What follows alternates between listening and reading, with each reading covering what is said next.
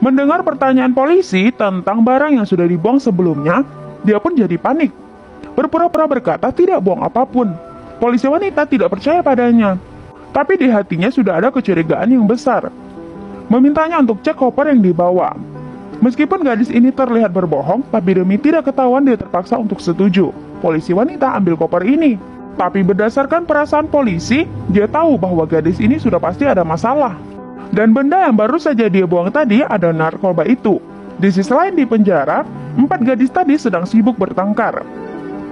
Saling melepas tanggung jawab, sampai terjadi pertikaian. Dan gadis yang tadi digeledah memarahi yang lain tidak berguna, karena membuat dia ikut tertangkap. Salah satu gadis tidak terima dengan itu. Berteriak tidak ada guna saling menyalahkan. Semua ini karena Yen. Jika dia tidak buat kesalahan, obat-obatan itu tidak akan ketahuan oleh polisi. Lalu mengejeknya tidak mampu dalam menjual belikan produk. Tapi ketika jual yang lain malah mahir.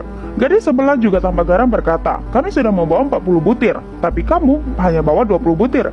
Yen tidak mau kalah dan berkata, apa gunanya menyalahkanku? Sekarang semua telah tertangkap. Dan gadis itu masih berkata bahwa Yen sangat tidak berguna. Keempat gadis ini, mereka semua adalah pengedar narkoba. Polisi akhirnya menjatuhkan mereka dalam satu gerakan dan mengurung mereka di dalam penjara.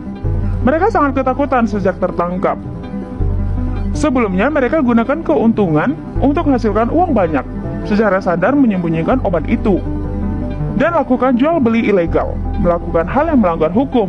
Mereka sekarang dikurung di sel yang kecil, memikirkan untuk dieksekusi, dan harus say bye-bye sama teman-temannya. Mereka pun menangis di sel dan menyesal atas apa yang telah dibuat.